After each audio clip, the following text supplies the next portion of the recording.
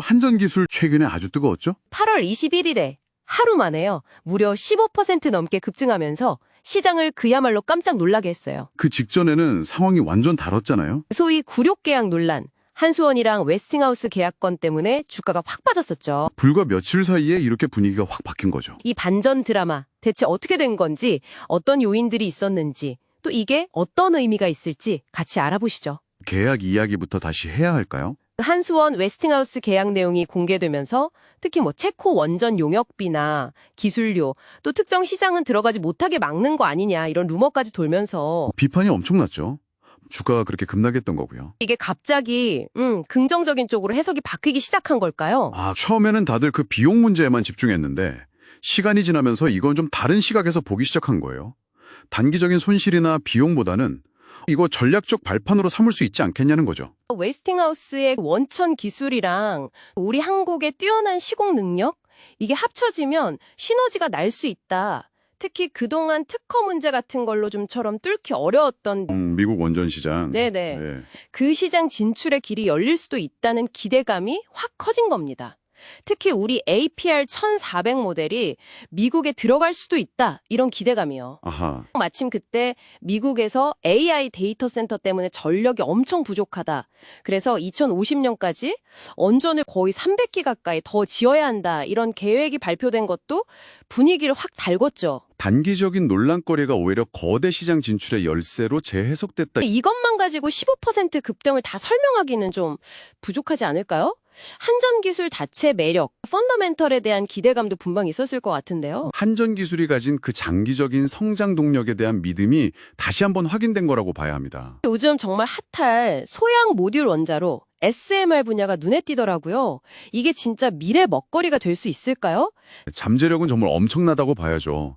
2040년쯤 가면 SMR 시장이 3천억 달러 규모가 되고 새로 짓는 원전의 절반은 SMR이 될 거다, 이런 예측까지 나오니까요. 한전기술이 또 그냥 지켜만 보는 게 아니라 한국형 혁신 SMR, ISMR이라고 하죠. 기술 개발 주관사거든요. 2028년까지 표준 설계 인가를 받겠다는 아주 구체적인 목표도 있고요. 전체 예산의 한 25% 정도 되는 핵심 과제를 맡고 있고, 또 캐나다 IRC사 같은 곳이랑 기술 협력 MOU도 맺고 글로벌하게 움직이고 있어요.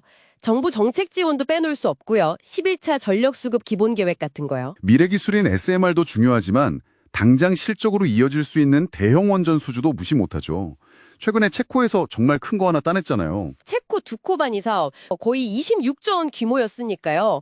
이걸로 유럽 시장에서도 우리 기술력 확실히 보여줬고요. 그 계약 하나만으로도 한전기술 몫이 거의 1조 원대 중후반원기일 거라는 분석도 있더라고요. 단순히 돈만 버는 게 아니라 이걸 발판으로 유럽 시장에서 계속 사업을 확장할 수도 있고, 또 기존에 성공했던 UAE 바라카 원전 경험이랑 합쳐져서 UAE 560이라던가 사우디 같은 다른 중동 국가들 수주 가능성도 높이는 거죠. 아주 강력한 레퍼런스가 되는 겁니다. 그리고 또 SMR이나 해외 수주 같은 장기 성장 스토리가 투자자들 마음을 움직인 거군요.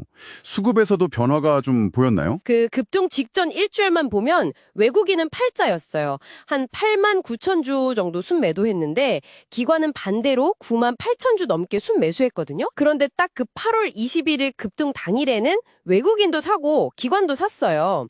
이게 중요한 게 그때 코스피 시장 전체적으로는 분위기가 별로 안 좋았거든요. 외국인이 5거래를 연속 팔고 있었고 거래 대금도 줄어들고 있었는데, 이런 상황에서 한전기술의 외국인과 기관 매수가 동시에 몰렸다는 건 뭔가 의미가 있다는 거네요. 주요 투자자들이 한전기술의 가치를 새롭게 보고 확신을 가지기 시작했다, 이렇게 해석할 수 있는 아주 강력한 신호죠. 근데 이렇게 좋은 이야기만 있는 건 아닐 텐데요. 당장 얼마 전에 실적 발표했을 때는 좀 안 좋았잖아요. 어닝 쇼크 이런 말도 나왔고 2분기 영업이익이 마이너스 44억 원이었죠. 단기 실적만 딱 놓고 보면 분명히 실망스러운 수치입니다. 하지만 증권가에서는 단기 실적보다는 역시 중장기 성장성에 더 주목하는 분위기예요. 하반기에는 실적이 개선될 거다, 이런 전망도 나오고 있고, 특히 해외 대형 프로젝트들이 이제 본격적으로 시작되면 고정비 부담이 줄면서 이익이 크게 늘어날 수 있다, 이런 기대감이 큰 거죠. 영업 레버리지 효과라고 하죠. 대신증권 같은 곳에서는 목표 주가를 기존 9만 5천 원에서 15만 원으로 확 올리기도 했어요. 평균 목표가는 한 12만 원 정도 수준입니다만 그만큼 기대감이 크다는 방증이겠죠. 위험 요인은 없을까요? 모 회사인 한국전력이 재정이 좀 안 좋아서 한전기술 지분을 팔 수도 있다는 이야기도 계속 나오잖아요. 그건 뭐 항상 잠재적인 위험 요인이죠. 한전이 지금 65.77% 지분을 가지고 있는데 재무구조 개선을 위해서 이걸 일부 매각할 가능성은 늘 있습니다.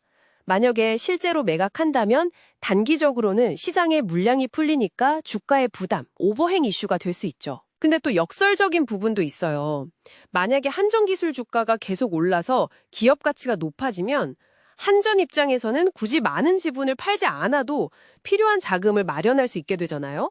그런 긍정적인 측면도 생각해 볼 수 있습니다. 정리를 한번 해볼까요? 한전기술 주가 급등은 단순한 해프닝은 아니었던 것 같습니다.